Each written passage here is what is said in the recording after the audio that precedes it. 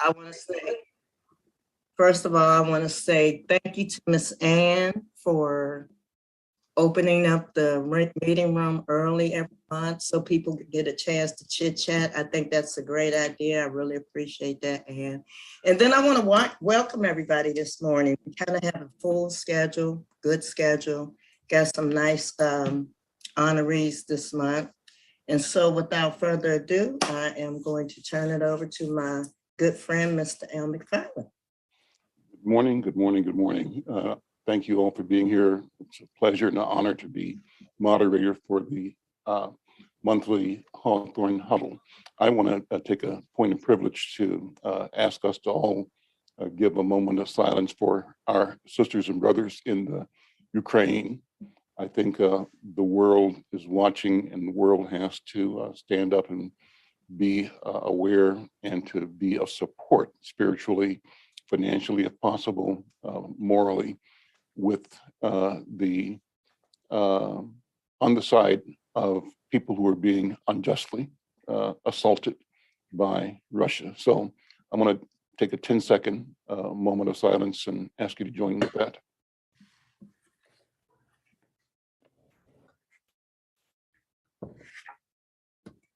And thank you all. So let's keep them in mind. So great, let's get going. Got a great agenda today, a good program. We want to begin, as always, with our COVID update. And Luisa Pessoa Randall, who is the manager of epidemiology research and evaluation for the City of Minneapolis Health Department, is here. Good morning, Luisa.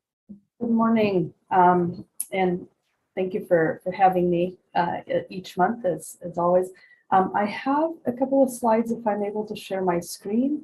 Let me see, and if you can let me do it, otherwise it's still saying disabled. So we'll just go through without the slides. So when I was here last month, we were, starting on the downward trend for cases, just coming out of our Omicron wave, and that trend thankfully has continued. We are now, in terms of case rates, in hospitalization rates, we are just about where we were at this time last year. Now, of course, we would want to be better than where we were last year, but given where we were in mid-January, this is good news, and we are continuing to see cases decreasing. We're also continuing to see cases decreasing in our youngest population, our 18 and under, our young folks that are in schools. The numbers are very similar now to where they were last year. No.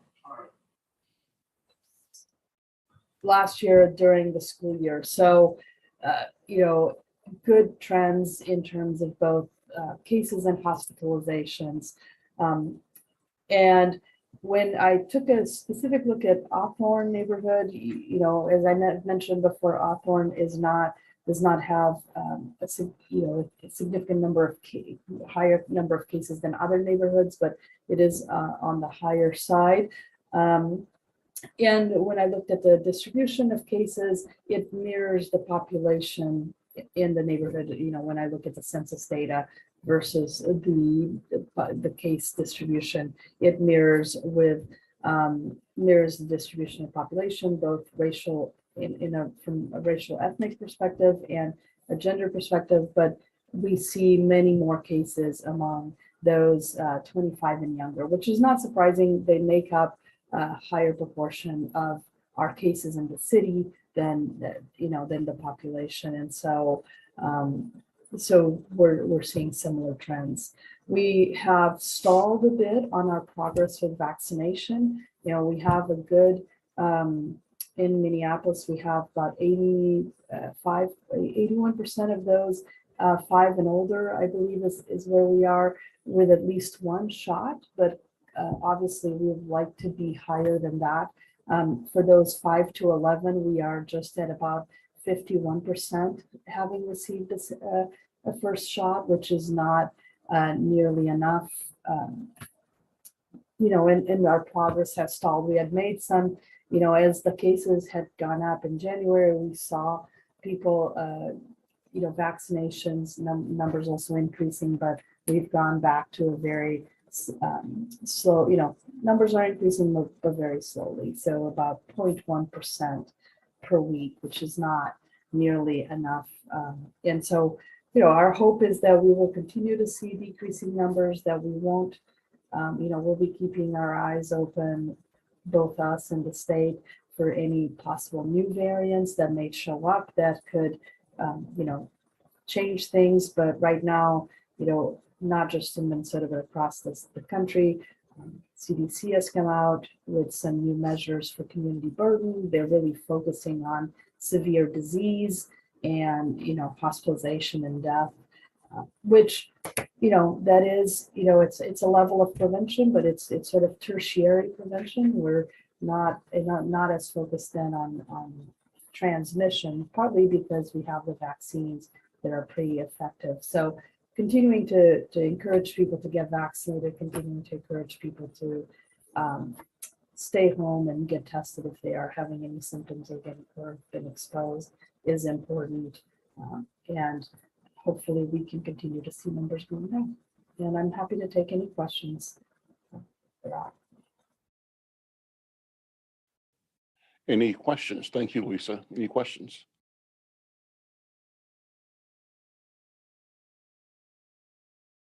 Is your sense, Lisa, that we are on a steady course towards, number one, getting more vaccinations and more testing, and at the same time continuing to reduce transmission?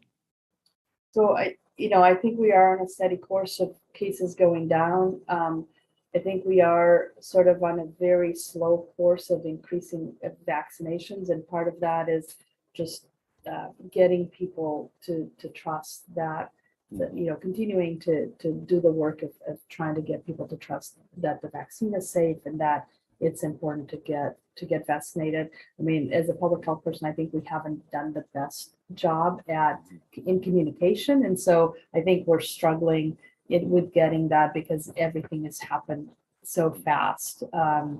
It's been 2 years, but everything changes so fast. So I think just making sure that we continue to communicate the benefits of the vaccine and the importance of getting vaccinated. In terms of cases, I think we are going down, and with that, and I think the testing, it's become more available in terms of having insurance coverage for those that have insurance, in terms of having those at-home tests that people can get and use. At the same time, I know that as cases will go down, that probably some of the community sites and the free testing options may get reduced because of the cost of maintaining those kinds of things. And so that will be more challenging.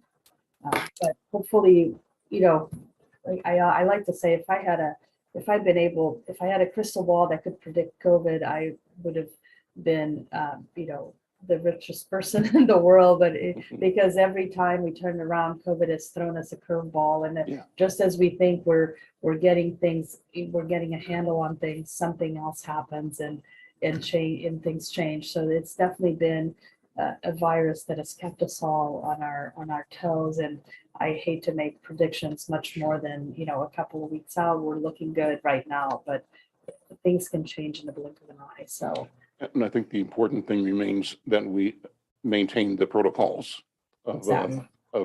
Washing hands and if and where we need to mask, even though the mandates don't exist anymore. What is the status of mandate masking in Minneapolis right now? So that has also changed. So just, I believe it was last week, the mayor lifted the mask mandate for places of public accommodation in the city. It is still in place in city-owned buildings, and part of that is because as staff is coming back into the buildings, and usually when public comes to have an interaction, it's a lengthier interaction. You're going through some paperwork, you're maybe doing something that will be more than that 15-minute interaction. That that has stayed, but I could see that also. I know that Ramsey County just lifted theirs this week, and so I can see, that likely that will also be lifted, but that's the only mandate right now that is in place. Both Hennepin County and City of Minneapolis have mandates for in the businesses, in the buildings that are owned by them or managed by them. Otherwise, there is no statewide mandate, and the vaccination or testing mandate for going to restaurants or going to events was also lifted, both in Minneapolis and St. Paul. So both of those are gone, and I think all of that is just in response to the dramatic drop in cases that we have seen. Any other questions or comments? Diana, go ahead. Can you talk a little bit about this BA 2.2? I mean, I know that's kind of rampant out there right now. Is there much information about that? So, and I just shared so that you could see the graph of the rates dropping, because I think that it just became, the sharing became available. So hopefully you can see the screen there and just see the dramatic drop in cases. But so I wanted to just do that, and I'll send you the slides, Diana, so you have access to them. So I'm gonna, stop again. And so the BA2 is a version of Omicron, so it's a sub-lineage of the Omicron variant, and we have seen some cases in Minnesota. We're continuing to look in some countries. It appears to be even more transmissible than the original Omicron, which was what we mostly saw in the United States with our increase in cases was really the B11529 or BA1, which is sort of the original Omicron. BA2 is a sublineage of that and appears to be more transmissible, but it's unclear. In some lab studies from Japan, it appeared to cause more severe disease, but then in looking at South Africa, where they have seen BA2, and some other countries, it does not appear to be more severe and not causing additional hospitalization. And in fact, there's some thought that the vaccine may actually be better against BA2 than it was against BA1 or B11529. So we are still having to, we're still sort of waiting to see, because again, even though we're getting all this information, it often takes a little bit of time to be able to look at what is that impact in the real world, because it's one thing to do it in the lab and try to see what the reaction for the virus is, but it's different when it's the transmission's happening out in the real world, and you're seeing what happened, what reactions that people have. And so we're monitoring. We know that we've had a few cases in Minnesota. We know that there was that article, I think it was last week, that it was found in the wastewater surveillance. The BA2 was present, which, again, not a surprise. We would have expected that. But at this point, it does not seem to be causing an upswing in cases. Again, so hopefully it is the research that's sort of showing that the vaccine is effective with BA2 is helping with that, because we do have, while we don't have as high a vaccination rate as some other countries, we do have, at least in Minneapolis, we have a significant vaccinated population. So hopefully that will keep our numbers down. Thank you, Louisa. Any other questions or comments? Well, once again, thank you, and let's all just stay tuned. Let's be aware and do the right thing. Let's move on the agenda to our safety report. Bill Magnuson and I think other representatives of the 4th Precinct are here. Bill, good morning. Good morning, sir. How are you doing? Great. How are you? Good to see you. I'm hanging in there. I'm doing good. All right. So for Hawthorne for the month of February for part one crimes, and remind everybody a part one crime is anytime there's a victim involved in a crime. Hawthorne had 0 homicides, 0 rapes, 2 robberies, 12 aggravated assaults, 3 of those being domestic related, 2 burglaries, 12 thefts, 5 auto thefts, 0 arsons for a total of 33 part one crimes. And I went back and ran the numbers for January and we had 35. So we're kind of parallel as we were in January. So hopefully we'll get to see those numbers go down a little bit in the coming months. And then does anybody have any questions regarding those? I have a quick question. How does that compare to last year or an average year? I don't have that data in front of me as compared to last year, but I can look that up at some point today and send the numbers to Diane, and then she can share that with the group. Thanks. I was just curious. Yep. No, that's a good question because I know that our homicides are right even where we were last year. So that's unfortunate in my opinion, but hopefully everything else is down. But I will run the numbers and then I'll let Diana know.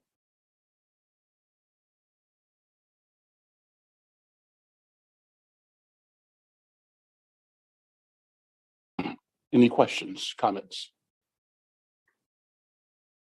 A quick question, just a general feeling.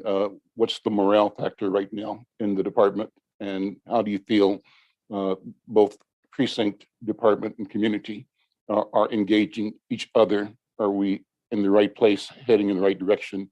Are there challenges? I think that the morale in the 4th precinct, my personal opinion is it's really good. I do think that we have a lot of really good officers. Some of them are newer to the 4th precinct this year.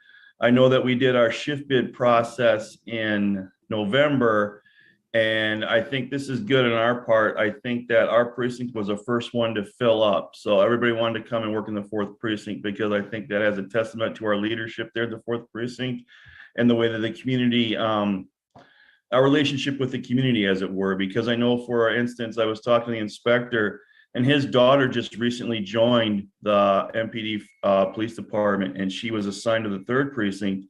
And it's the community relationship down there, obviously for obvious reasons, isn't as well as it is up here. And she was jokingly asking if she can come work in the 4th precinct because we're liked up here.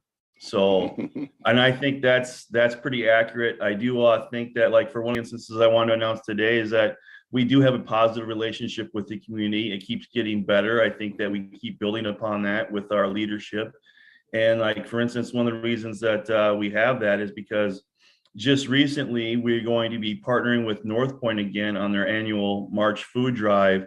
And we're going to be starting, hopefully Monday, I have that bin in the precinct so we can accept non-perishable food donations for the community and share that and going out there with them. So we should have that for the month. So I wanted to share that anyway, but I think that's just one of the things that we do. We keep building on our community partnerships, and we do a lot of people who are contacting us that want to partner with us. So I think that's paramount to our success up here. And I don't hear a lot of negative feedback. I mean, we're going to have some of those out there that are, you know, and they have their own reasons for that. I don't want to judge them on that. They have their own reasons, obviously, and that's something that we have to work on to improve those relationships. But up here, I think that in the 4th precinct, I don't want to go anywhere else. I love it up in the 4th precinct, and I think that my co-workers and colleagues in the 4th precinct feel the same way. Otherwise, it wouldn't have been the first one to fill up when officers want to come and work here. Good information. Any questions, comments? I have a question, Al. Bill, when you say we're liked up here, and you may have kind of went about it, but can you be more concrete? What does that look? What does that mean? What does that look like? I think that with our way that our leadership has transformed it, and then over the years, that I think that the community recognizes that the 4th precinct officers are really more professional, and we have a better relationship with the community.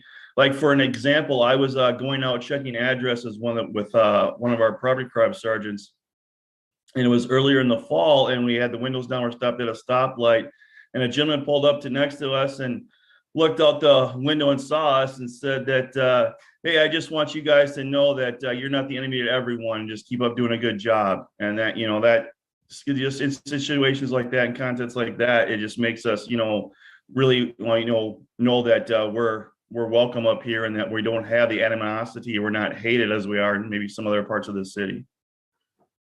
Thank you. Good question. Thank you. Any other questions or comments? Yeah, I Dr. have a Hayden. compliment. Where Turning Point's headquarters is on 1500 Golden Valley Road. I had called some of the community leaders because I was told and went over and looked out the back window, and there were squatters that had moved about 7 RVs in the back of Turning Point. You know what Turning Point is to try to change the minds of people. And here we have people selling drugs in the back. And I was able to call Charlie Adams, and he was right on it. Bill, you may have been a part of that, but got that whole, they had big RVs, y'all, that would hold 5 or 6 people in those RVs. And they got them out of there. They did it the right way. It took about a month or so, but they're gone, and we appreciate it. And so, Sean, I think that's when people say, what do you mean about the professionalism of the police in the 4th Ward? I think those are the kinds of things that he's talking about. Yes, thank you, Mr. Hayden, for bringing that up. That was actually one of the things that I did work on with the inspector, and I stuck with it. And it took longer than I had hoped, but eventually we were able to get those people relocated or moved out of there. They got the message that I wasn't going to go away. I made a point to go back once a week and talk to them and offer them resources.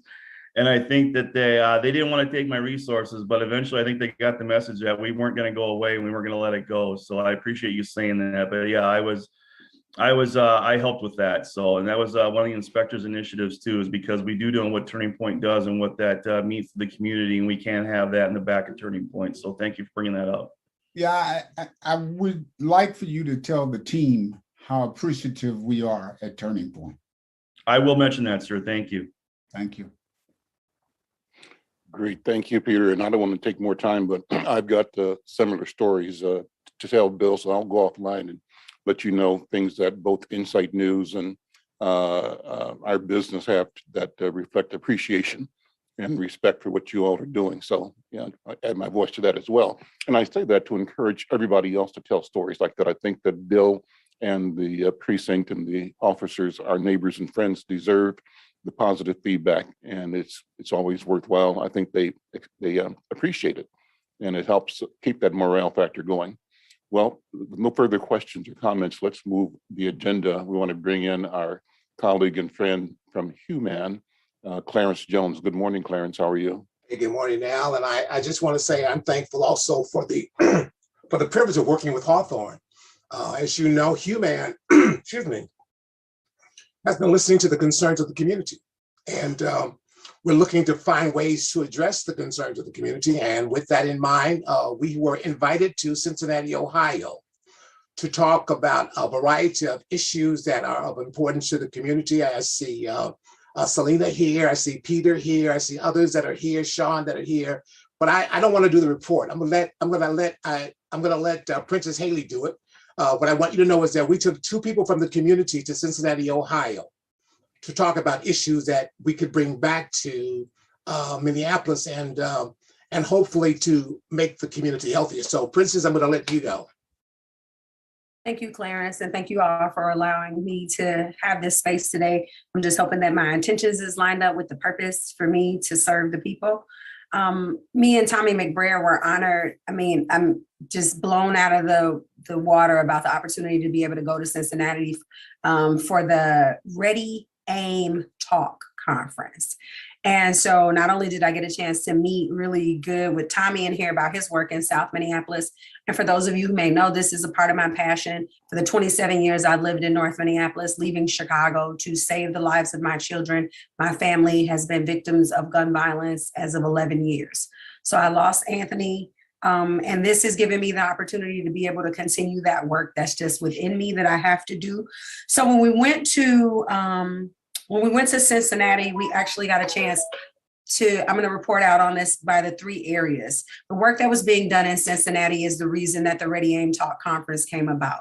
The community health workers were hearing from their participants, don't come to my house, they've been shooting all night. My daughter hasn't been outside to play, and the doctor is saying, you know, she's pre-type 2 diabetic, or she's gaining weight, and they're just saying, just go outside and play, and we can't. So the community health workers actually reached out to a guy from the Fatherhood Partnership, and they put the conference together. They brought in some people from Atlanta. Atlanta had a beautiful approach. They did a play called a Black Father's Plea, where the young man, his friend was murdered. He was ready to retaliate. His dad wasn't in his life.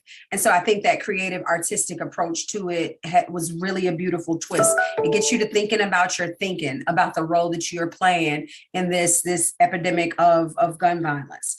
The young man, the gentleman from New Orleans, Kevin Reese, actually was shot, left for dead, served a 30-year sentence in Angola prison, which he defined as the bloodiest prison. He said when he came when he was 16, they had 1 cemetery, and they're now on their 3rd. Kevin said that he worked with young men coming inside of the prison, and at some point in time, he prayed and prayed and prayed and said if he could ever get out, that he would stop, do some work towards it. They came. One day, the warden came and tapped him on the shoulder and told him, pack his stuff. So now that Kevin is released in New Orleans, he's doing podcasts from barbershops where they're live with people from the inside. They're approaching it as an issue of maternal health. They're teaching the young men about the development of children, breastfeeding. They have a father's baby shower. They do a prison visit where the prisoners do plays, and then they have the children see the cemetery. They don't do like the scared straight approach. He thinks that's very disrespectful. They teach the kids about breastfeeding. They buy them suits and take them out to nice restaurants, and then they let them go in the bathroom and try to pull their pants up. They seem like they have a very empowering way that's not a deficit-based approach of approaching gun violence. Under the premise of, Kevin says, a lot of people say that this violence starts at home. And Kevin said, what about children who don't have anybody at home?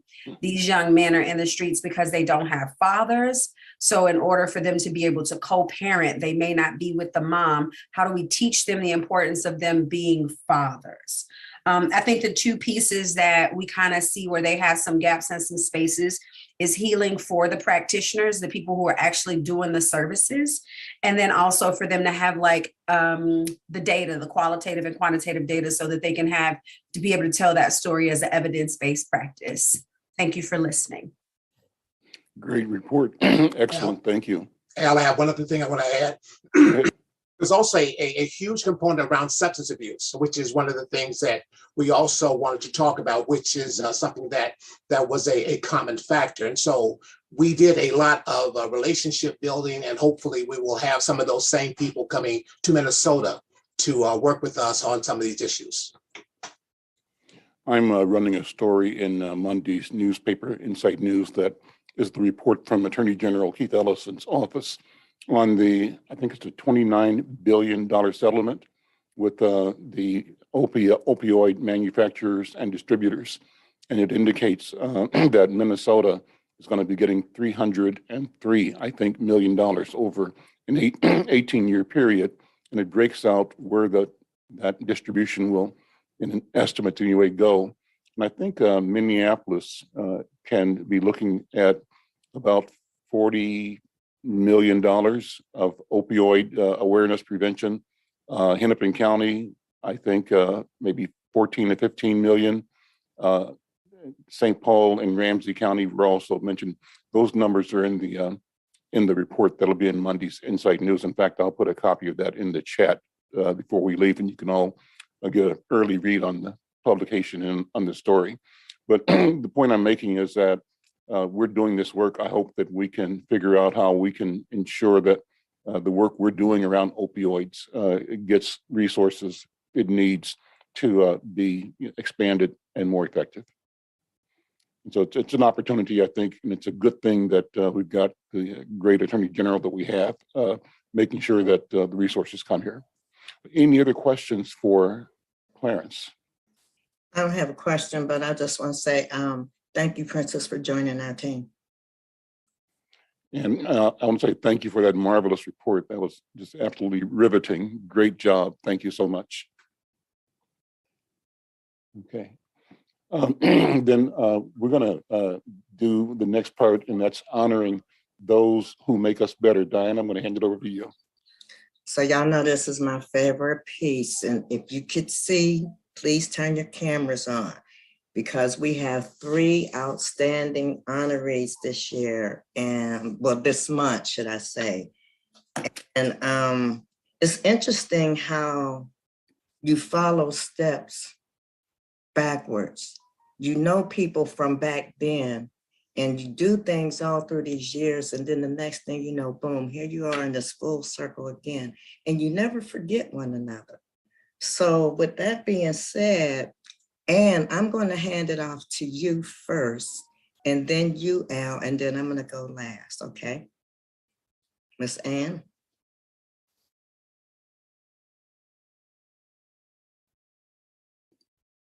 And you're muted, I think. I was so carefully trying to mute people. I guess I kept myself muted there.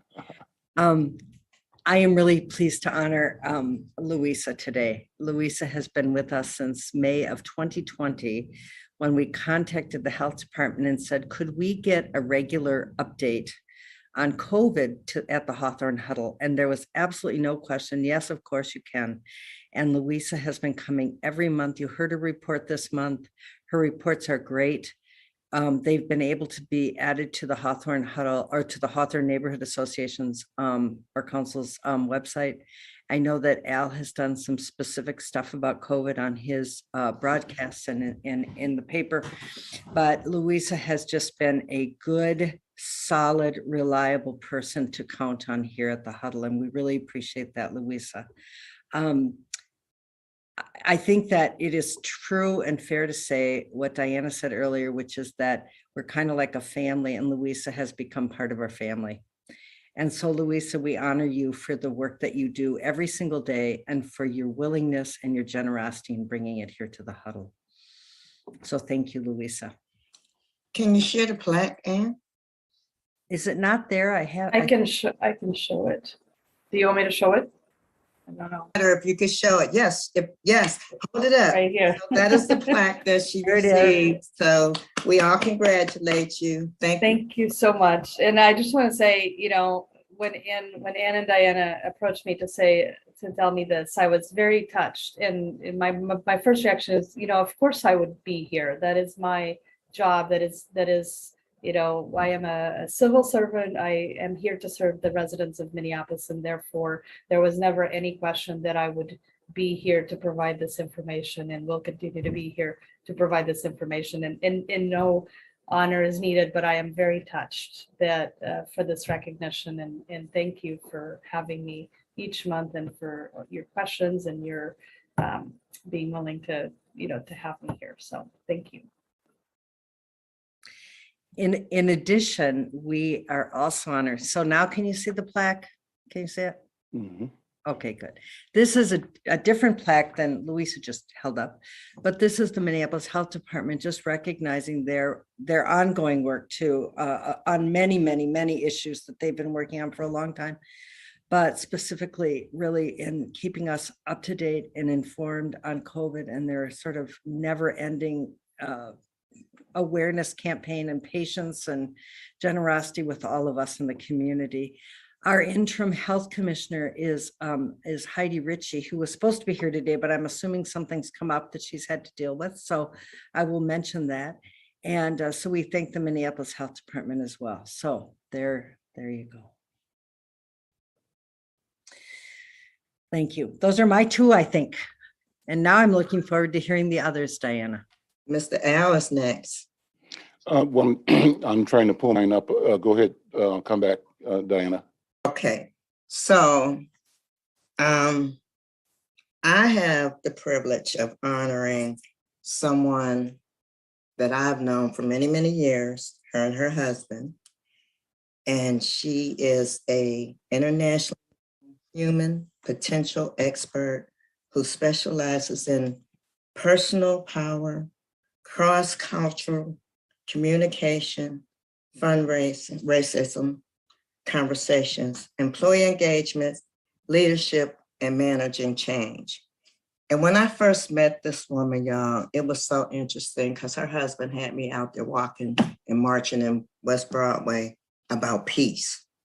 And so, guys know that was about 25 years ago. So that's how long I've been knowing this couple here. Our daughters went to school together, so that's very interesting. But I just want to say it is my great honor to recognize my friend, Miss Dr. Verna C. Price. So much. Thank you so much, Miss Diana. And I appreciate you, and I appreciate Hawthorne Huddle. We're friends of Hawthorne Huddle. We've been kind of connected to it for a very long time, for many, many years. With Girls Taking Action, we had participants actually physically coming to Hawthorne Huddle every month. And so I just really, really appreciate that.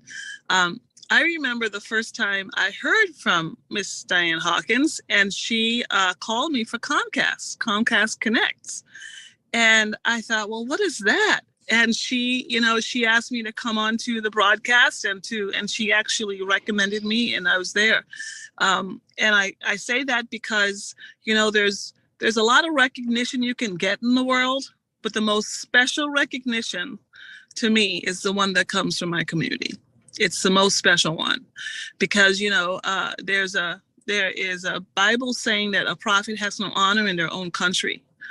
And so it's hard, it's hard. And we're just out here doing the work. Like, we're just like making it happen, doing the work and trying our best to do everything we can possibly do. My husband and I, this morning, we're sharing shifts. I'm in the car. I just took our 13-year-old to school. And so I just dropped her off and said, I'm going to join anyway. And then my husband's working with our son and getting him to school right now too. So I just want to say thank you, thank you, thank you.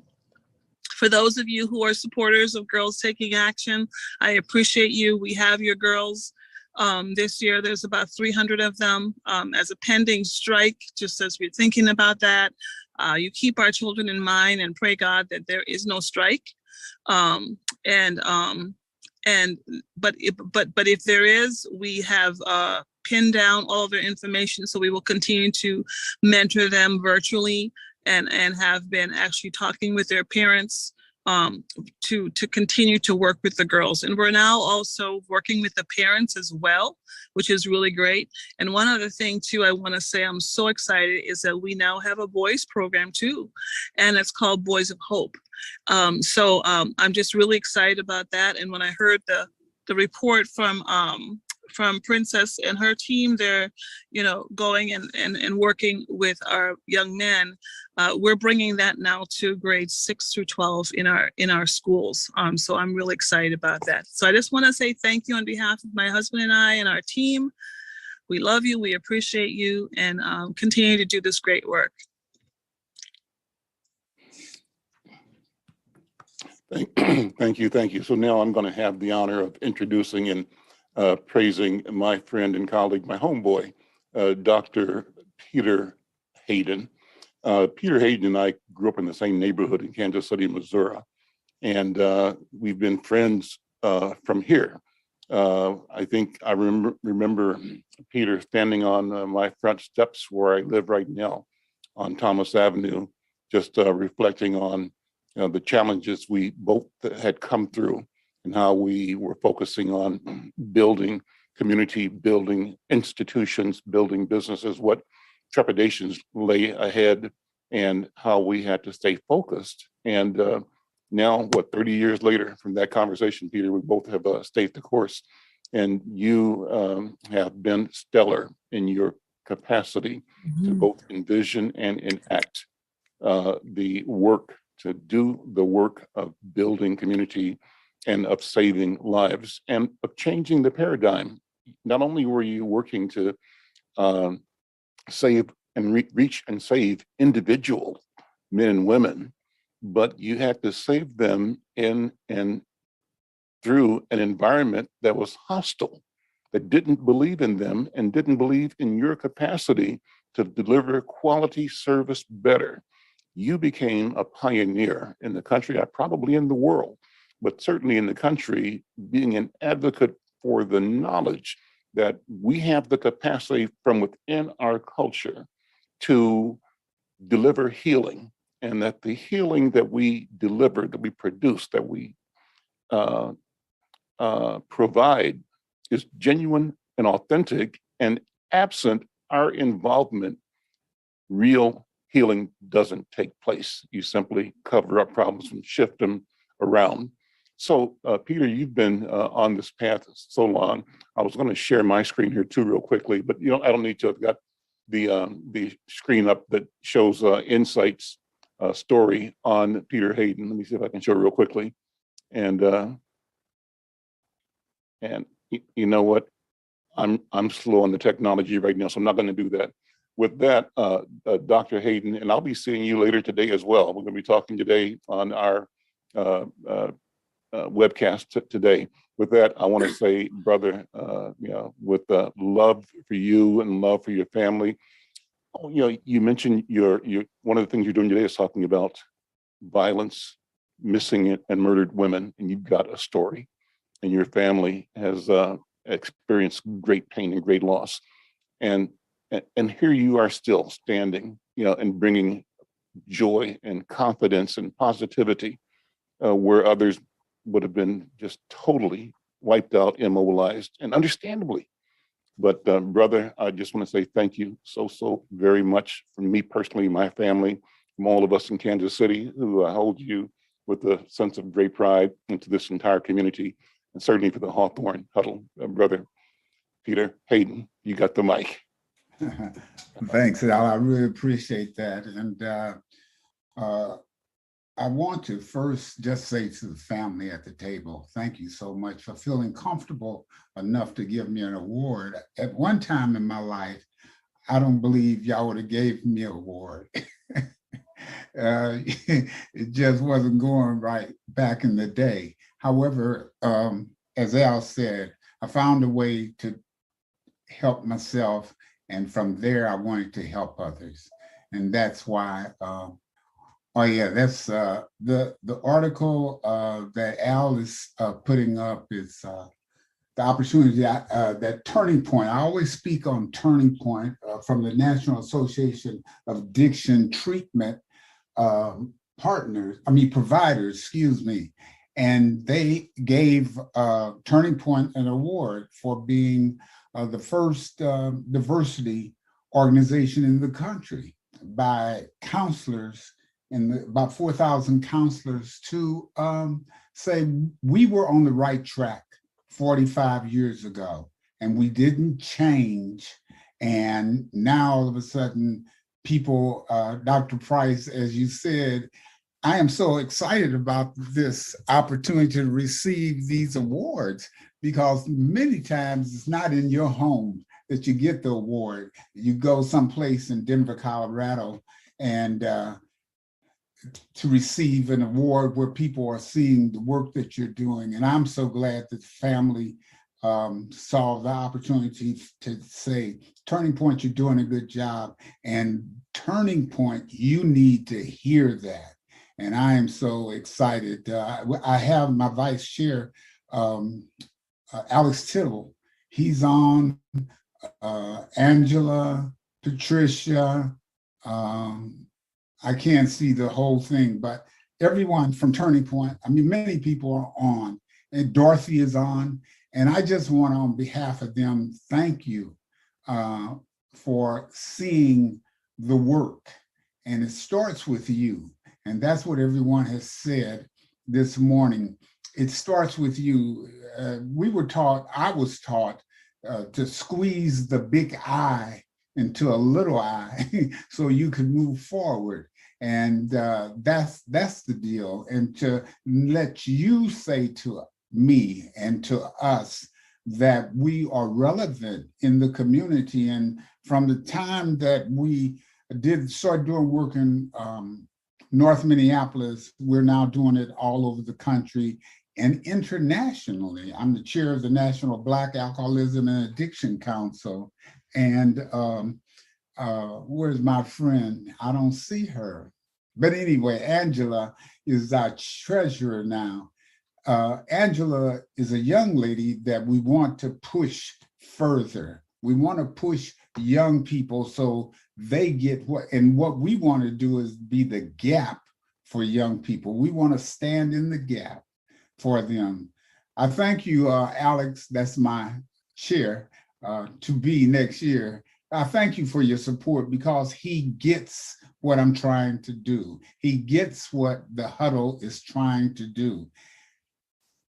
As you bring people, Clarence, into town, don't let them not come by Turning Point to see what we've been doing almost 46 years.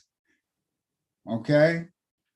We want their knowledge. We might have some knowledge to give to them. So I just want to thank you. I could talk all day. Diana and I sit on the Urban League board with Al. Yep. And we had a way that the three of us would look at each other and say, who's the one going to say something that's going to help the Urban League be a better place? You know, Sean, you've always been a partner of mine, you know, and Sean's a different kind of guy. He doesn't hold back his tongue, but that's okay. We need those type of people in our lives.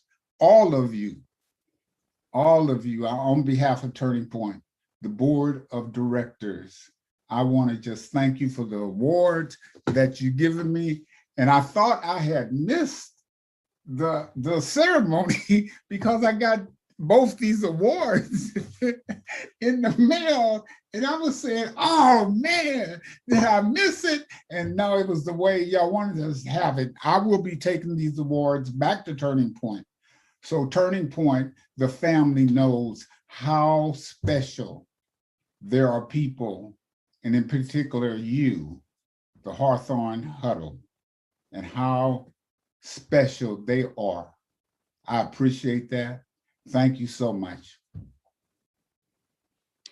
Great, thank you. Let's see, I have to, thank you, Peter. So Diana, I've Al, just one thing. Sure. I can't go wrong on this. As you know, Princess, my daughter was killed by gun violence 6 years ago come July. And so that's a family that I never wanted to be a part of. But because of my village, I never thought about going and getting high. When people were saying, man, if ever you were going to get high, this is the time.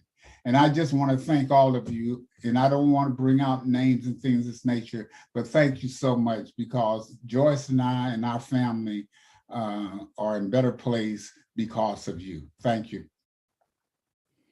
Thank you, Dr. Hayden. Any questions, comments? Diana, more comments? No, we can move on to the main topic now.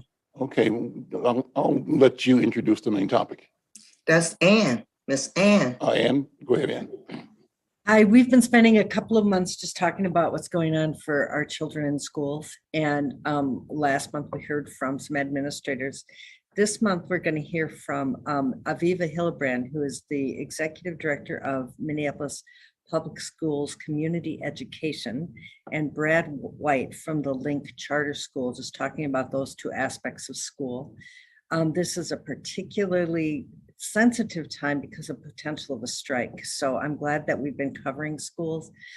But Aviva is working on community schools in Minneapolis, and I thought it'd be good for everybody to get an update on that program so that you can know what's happening there as another option. So Aviva, I'm going to start with you and then we'll move on to Brad. Okay, thank you, Ann. So as she said, I'm Aviva Hillenbrand. I have been working, my whole career has been in nonprofits and then in community education. And so I'm really excited to share with you what we do. I just did a little slideshow just to give an overview, and I'm going to share it. Okay, go to the beginning. Okay, good. And so basically, community education is kind of unique in the state of Minnesota. Yeah, here we go. Can't get to my buttons. Oops. Okay, slideshow. There we go. Okay, so the little bit of history. So actually in 1968, Minneapolis Public Schools actually became the first community education department as part of a school in Minnesota. Then 1971, some state funding sources came along with that. And so now there's currently some state levies supporting community education for adult education. So that's our GED, English language learner, career pathway stuff.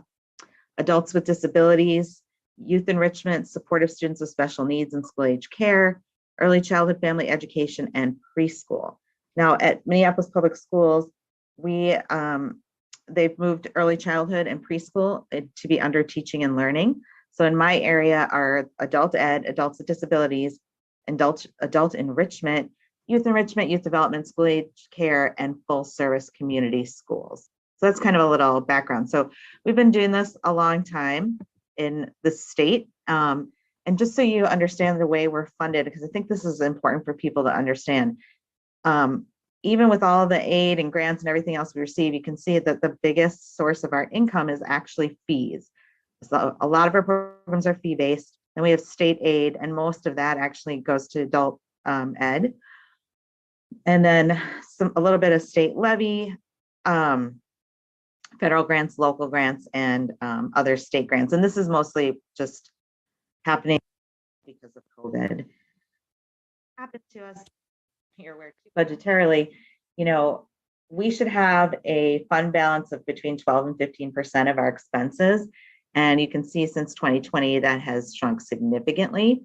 So we need to work to build that back up. So there's always this push-pull because they want equity and we want to serve the whole community, and yet we don't necessarily have the funding to do that without charging some fees for some programs. So it creates this little extra challenge, I'll say. So adult ed, just you guys probably know this, so I'm going to go through this quickly and get to full service community schools, but here's some data on adult ed. And right now our opportunities in that area are, we have some new partnerships with local businesses where they're actually, because of the way the workforce is right now, they're paying people to finish their high school degree or get their high school credentials and then work. So some of them are doing it where they're doing school first and then they'll have the job. Some of them are doing it where they're paying the staff their hourly wage to do 2 hours of class every day. So those are great partnerships for us. And then we have a partnership also with Hennepin County Jail to help people get their credentials who are in the jail system. And then also right now we have, the influx of Afghan immigration, which obviously, we wish people didn't have to be refugees, but now that they're here, we're going to serve them. And we have, we're building cohorts of Afghan immigrants to go through our English language learning program. So that's exciting. Our biggest challenge is that our funding is historically based on seat hours. What that means is literally how many hours a student, sitting in a seat being taught. And hours, and this is across the state, our hours are down 2/3 since the start of the pandemic. And what they've done is they've held the funding steady at pre-pandemic levels, but at some point they're going to say, okay, you have to go back to your seat hours now. And that could lead to a precipitous drop in what we can provide for the community. Adult enrichment. So this is a completely not funded program. But what we have done to hopefully serve a broader scope of our community is we've created sliding scale fees, and you just choose. We don't ask you, just says, here's the rate. And here are, if you want to basically pay a little extra to help offset costs, that'd be great. If you can only afford to pay a little less, great. Or if you can't afford to pay for it at all, we'll take you in class. We're offering classes in Somali and Spanish. We have classes geared toward, modesty requirements for women who require female-only environments. And then, of course, we have all the other great classes that you probably know us from your brochure that you've received. Here's a picture of the last one. And so we have an opportunity right now with technology and people kind of getting crash course, right, because of COVID. to engage the community using technology, do hybrid classes and online classes. So that's been great, but our participation levels are still down. And that's because a lot of our adults are really in that older adult category. And of course, they're just not quite feeling comfortable about being in person, or maybe not feeling quite as comfortable with the technology. And so that's definitely a challenge we're working with. Youth enrichment. So that's all of your after school classes. And we're in, in 1920, we were in 30 schools. I think we're up to closer to 40 now. But it's, all the different enrichment activities that kids do, and also summer. You got your summer brochure, our super summer program. I know my kids are really excited to take the Magic the Gathering. So they're excited to take that class in Minneapolis. So we have a lot of great programs. And we have a lot of, one great thing of the pandemic is that all the ESSER dollars, all the, the governor's discretionary dollars, they've really allowed us to expand the free programming to more sites. The problem is, of course, maintaining that after. And then we're still down about 25% from pre-pandemic levels, although we are building back up in terms of participation. All right, and then Minneapolis Kids Certified Childcare. So it's a DHS certified childcare provider. Right now we serve students in pre-K to 5, before school and after school. So that's, if they're at a school that also has pre-K, we'll, high five program, we'll take those kids for and after non-school days. And then during the summer, we actually serve kids entering grades kindergarten through 7.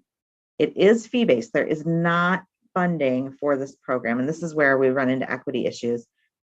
We do accept Hennepin County Child Care Assistance Funds, CCAP funds, but what happens is, of course, you get people who get the support from CCAP, people who can afford to pay, and then in the middle, you have all these people who are kind of squeezed, where childcare is so expensive. We understand that, but the way CCAP is set up, we can't really offer scholarships without kind of cutting off our income source from them. So it's tricky. But we do serve a lot of elementary students. In 1920, we're at 23 sites, but you'll see in the challenges that we had to condense that actually twice this year, before school started and mid-year, because of staffing and participation being down, but mostly staffing.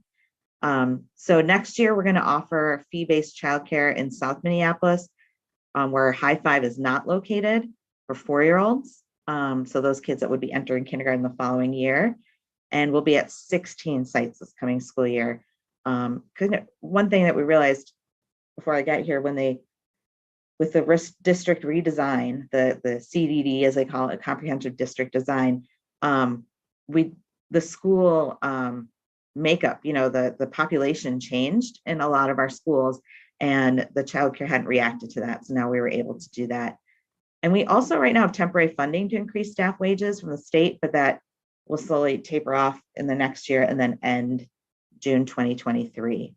And like everyone, we don't have enough staff. So, and then our participation is down. Some schools we have wait lists and we can't take the kids because we just don't have the staff to accommodate them. But that's, the same story for everyone else. Although I had a video. All right, so full service community schools. This is the meat of it, right? So I'm just gonna quickly make sure I can, well, maybe not. Well, hopefully the video will come through, but so I'm gonna try the video. It pretty much explains what's on here. Let's see if this works. Are you able to hear it? Can't hear it? Okay, I had a feeling that might be a problem. Okay.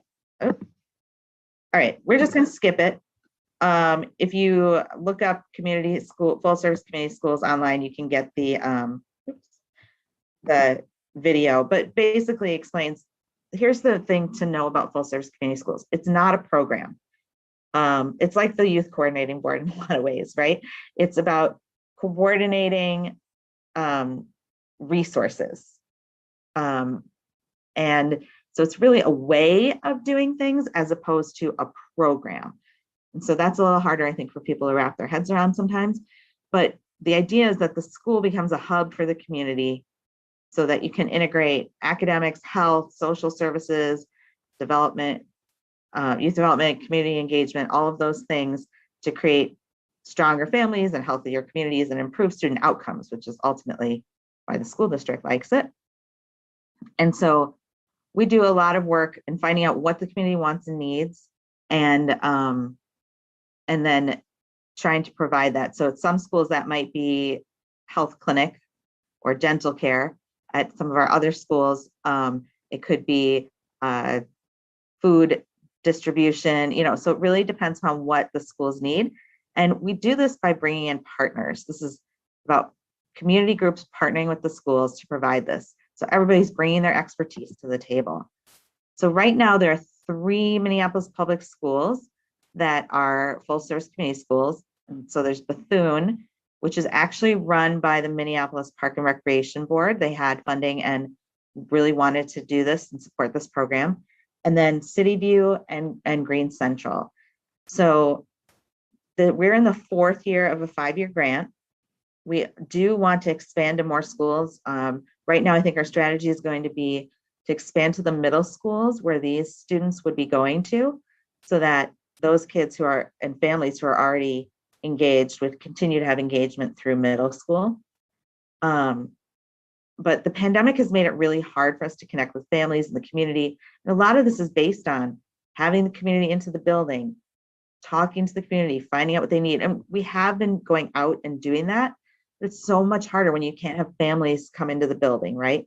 And you can't have that barbecue to get people together and then be able to talk about needs and how we can bridge gaps for people. So that's been really hard. And in fact, we've had a hard time spending our grant because of that to some degree. So that's what full service community schools is. So really just to remember that it's a strategy.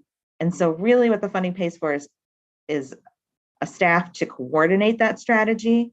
And that person then brings in your providers to do after school programming, your providers for mental health, your providers for physical health, all of that. They bring that, they make those connections, but then the groups that are experts at those perform those services. So that is kind of the concept of full service community schools. It is documented. We have the data to say that this is a strategy that is working. And so we're really hoping to continue it. Our goal for the next year is to secure funding and stabilize, to continue the programs we have. For example, the governor had used some of his money to give grants for expanding full service community schools this last year, which is great. We weren't ready to quite do that, but expansion doesn't support the ones that are already happening, right? And so that's where we really need to find some support. And before I take questions, which I'm happy to do, I did want to say one thing about our adult ed I forgot to say is that we unfortunately had to move from our north side campus. We had multiple incidents of gunshots coming into the building. Teachers and students weren't feeling safe. And so we've moved the north side classes in the evening to Davis Center. It's amazing what just 4 blocks the difference that makes for people feeling safe. And the daytime classes, they can either do online or go to South Campus. And we've worked with transportation to get bus passes for people who need them. And we're doing our best to connect that way, but it just wasn't a safe situation to have people, one day we had people leaving class while guns or shots were flying. So that's kind of an unfortunate thing because nobody wants to pull out of that cooperative there, but the other organizations are also not operating into the afternoon anyway when things kind of pick up. So, all right, I'm happy to take your questions now. I'm going to Thanks, Aviva. I think we will hear from Brad and then go to questions from everyone. Perfect. So it sound okay? Yes, I'm here to stop share. Perfect. Thanks, Aviva. I'm going to try it over here too. So, and sorry, not sorry. I've got a lot of energy on a Thursday morning. When you get a call from Miss Diana to talk about schools and your passion, like That makes me jump for joy. So I think you all have felt that call at one point or another. God bless you, Miss Diana. Thank you so much. I've gotten a chance to be a friend of the Hawthorne Huddle here for a couple of years, 2.5 years, I think, since we had that lunch. And COVID has gotten in the way of breaking bread far too many times for us. But thank you for the opportunity. And it's hard to follow, like, Miss Princess, like what you shared, and Peter Hayden, like when you share where you are, and like that loss, the resilience, the commitment, the love that you have for both your families, your communities, like it's hard to follow that. But I just want to say, like, we share such a deep love for young people and families and community. And like, I can't wait for you to hear about this, because you probably have no idea who I am or what we're up to. And I'm excited to share it. So let me screen share if I can, Anne. I'm going to give you permission here in a second. Hey, thanks. And I want to tell you about Link and what we're up to. It's really neat to hear from Aviva and others about, like, the different types of approaches that we're taking to serve young people and our families. And this is our take on it. And so I want to just share, like, what is it? So what? Why are we doing this? And then now what? How can we engage together? And there's a lot I would love to share. 10 minutes is not nearly enough, but I got a timer for 7 minutes. So let's do this. First, we are a free public school, and we're open to every single kid. Any kid who comes to us, we are blessed to serve. And I think that's a really important thing to stress, because that's not always how we understand public charter schools. We're what's called a diverse by design middle and high school. And that really is not a model that is common in Minnesota. And I want to tell you a little bit more about what that means, because it's really core to who we are. Next year, we're just opening nice and small. We care a lot about building the culture, like, really tight. We want to get to know every single kid, every family, every morning, and really get it right. And then we grow the school one grade level at a time. And that helps us to really build and set the culture and grow it so that it's really successful over time. And so this year we start with just 6th and 7th graders, and then it'll grow one grade level at a time until our school is 6th grade through 12th grade. And that's our commitment over time. We were going to be about a mile from Hawthorne. We had a wonderful building kind of near Golden Valley area. We had a mission-driven conflict with our landlord. We are proudly an inclusive school, and every single kid and family is welcome in our school. And our landlord did not agree with that mission. And so we had to leave the building that we were set to open in last year. It was awful. It was terrible for our families. And bigotry is still alive and well. And so I have to say that. And so we had to dial it back, look across the entire metro at a place that would honor the dignity of our kids. And we are so fortunate that a nonprofit purchased a beautiful school building, the one you see right here for us. Our social studies classrooms, you can see the top of the Capitol Dome. You can see community centers, you can see seats of community power right from our social studies rooms, and it's beautiful. And so our kids are going to be able to learn in some pretty special spaces because a nonprofit purchased this building for us and is going to lease it back to us. We are so fortunate. So we're a little further away, but we will have stops because we've still got kids from the neighborhood that are going to meet us up here right near the river, and then we're going to take them all the way to school. So hopefully it's not too far for some kids if it's the right fit for their family. So it's like weird when you have a new school, like, how do you say it's a proven thing? But it is, and I want to show you one thing on this. So this graph to me is why I do my work. Every one of these dots is a school in Colorado. That's where I used to serve. That's where I opened a school 10 years ago. Every one of these dots kind of plots academic performance, from low to high, and then from left to right, the percentage of kids that are experiencing poverty, that are coming from a lower income household. And as we see way often in our society, our schools aren't always built to fit that need. And so as poverty increases, the percentage of it in a school performance tends to decline. Well, here's the school that we opened up in Colorado 10 years ago. You can see it's completely breaking these trends. It was that way the first year, it is that way 10 years in, and this is entirely possible. And what I think is neat is it's not just like one little miracle school that's doing this. It's a paradigm around bringing kids together across race and across income lines. But if you just put us together, it doesn't magically fix anything. It's the presence of the right team, the right systems, the right approach that centers equitable practices, that all of a sudden you can see some breakthrough stuff. And this has been done in Denver with DSST Public Schools. This is Amma. She graduated last year. She's on a full ride in college, heading to law school in a few years. Incredible kid. This is Valor Collegiate, another school just like this in Tennessee, doing beautiful work. Both of these schools are in the top 1% of student growth in their states and in the country. And there's just nothing like this in Minnesota yet. And so we've been working with families for 3.5 years now to build this, and we open up this year. I won't go through any more of this, but it's the kind of school where we did not have an achievement gap. Kids from every background were growing at or above the level of kids across the state. And it was a really phenomenal program. We've had 19 graduating classes at DSST, and 100% of those seniors were accepted to college. And so that's a really important track record of what we're trying to build here, making sure that kids have all the opportunities in the world to choose where they want to go with life. There's our mission and our vision. I want to tell you so much more about it, but I'm going to keep rolling because this is really key to who we are. So much about today, like these stupid devices and the way that they divide us and the way that they distract us, it is making it really hard to be a kid today. And so we really try to bring kids out of that. You check your cell phone when you walk in the building, and you are here and present with the community for the day. And we help students every morning in small groups to find and discover and explore their sense of identity and purpose. And so there's no curriculum out there in the country for this. So we wrote one. We worked with a national partner around how it is that we can understand our identity and help kids access their purpose and who they are, what ticks them off, what ignites their passion, what gets them excited.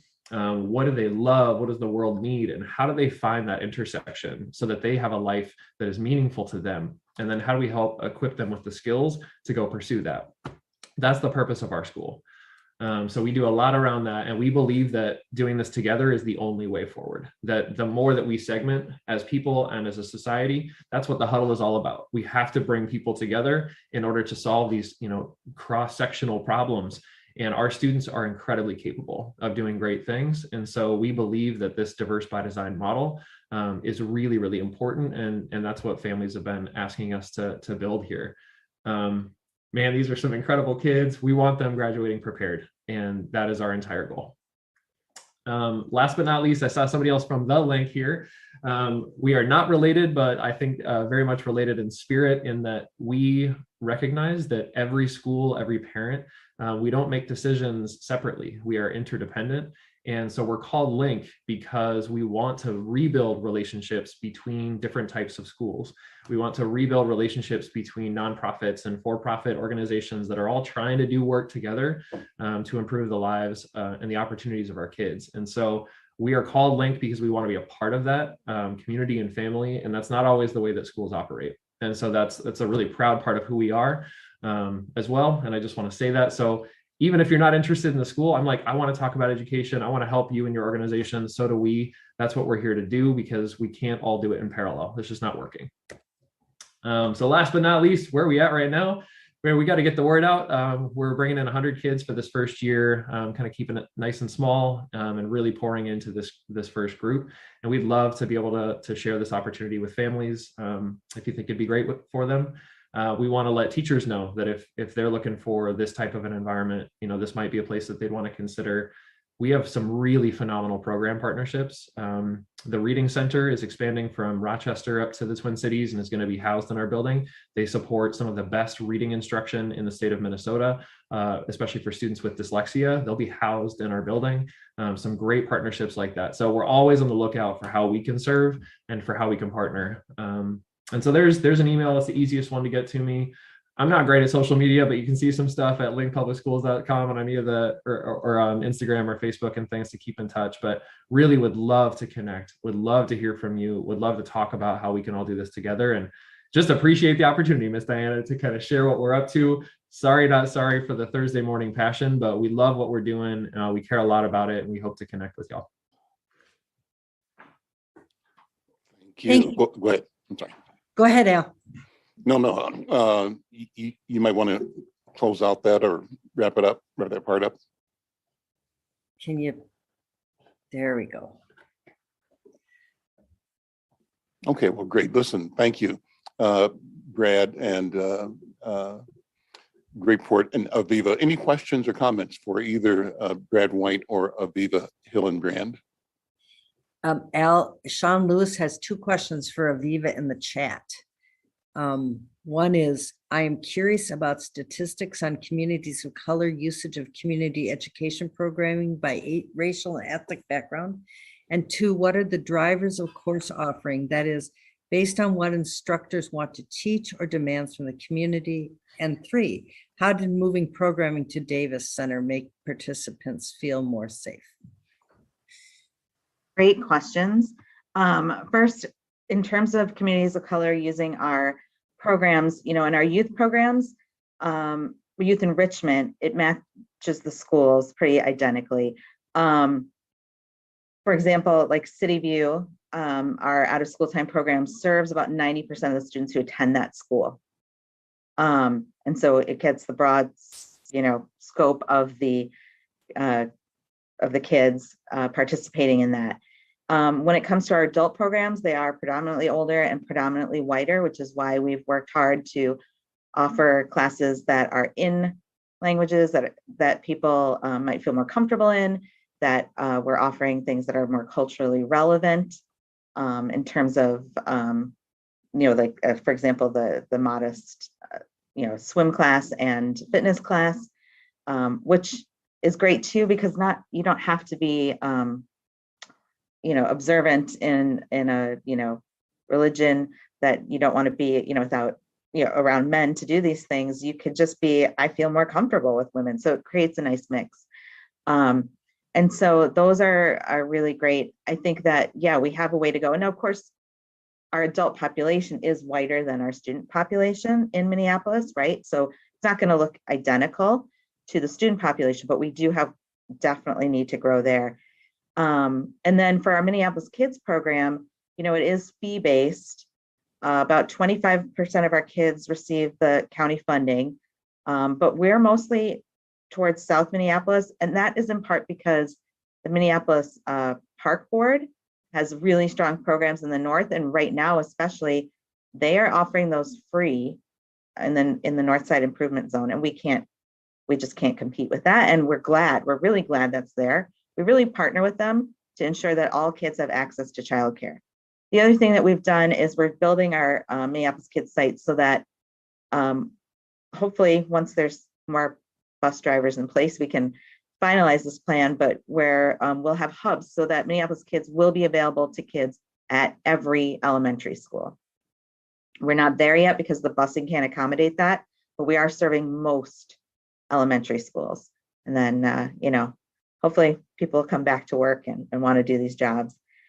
In terms of drivers of the course offerings, it's a balance. People approach us and say, hey, I'd like to teach a class on, how to write a will. And then, we'll always try it out if it seems appropriate. And then if it's not popular and people don't sign up, that's definitely the community talking with their feet, right?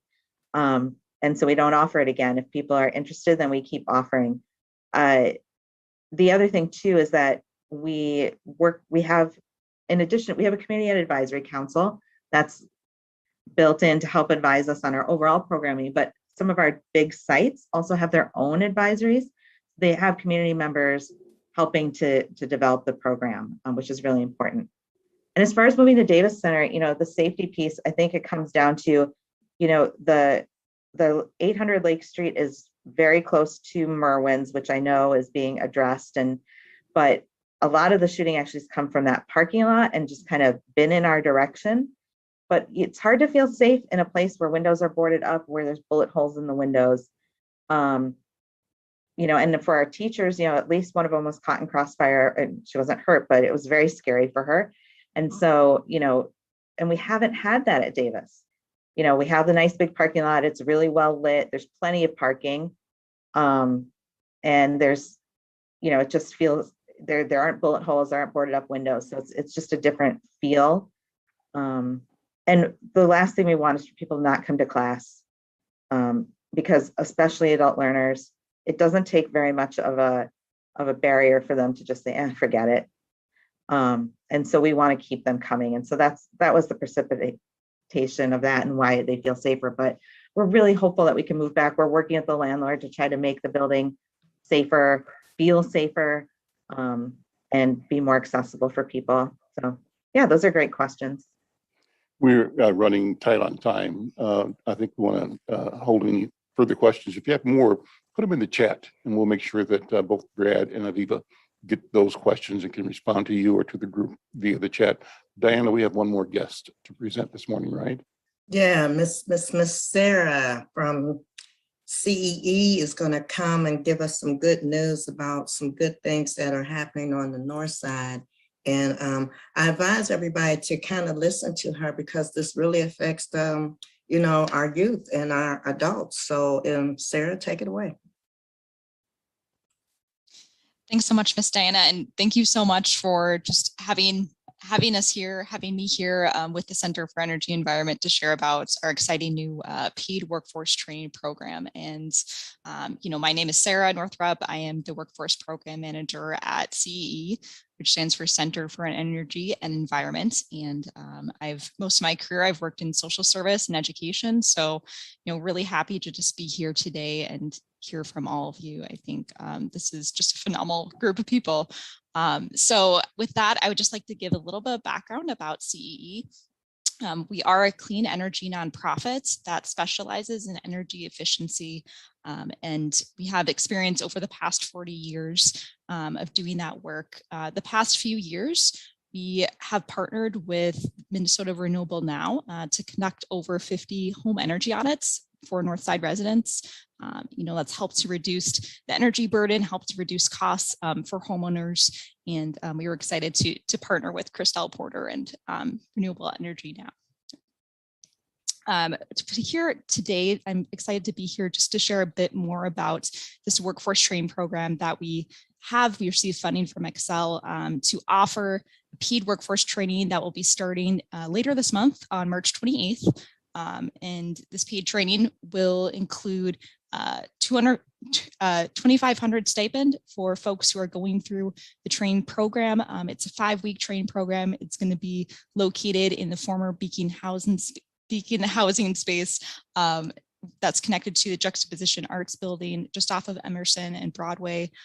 You know, we're letting folks know that these jobs, you might be wondering, okay, what is energy efficiency? What are green jobs? What does that mean? The two areas that we're focusing on for this training is insulation workers and energy auditors. And with CEE, our background, our specialty is in energy auditing. And so we do have years of experience in helping to train people. And so we're excited to help to give more folks access to these jobs. These kinds of jobs, you know, are growing and in demand. The job growth has been, you know, twice as fast overall as the overall job growth for the state.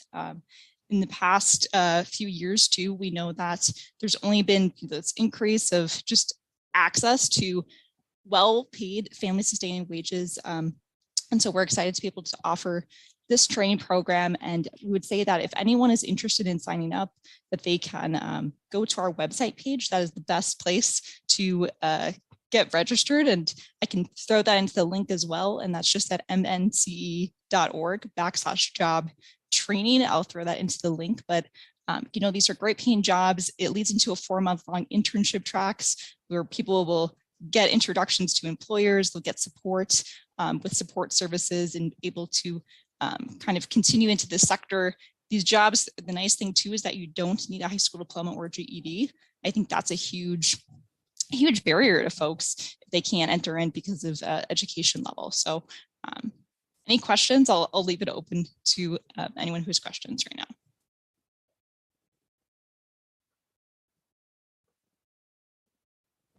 I have a question. This is Dr. Verna. I'll put my camera on here. These jobs are there. We are in our institute. We have 3 big programs. One is Girls Taking Action. The other is Boys of Hope.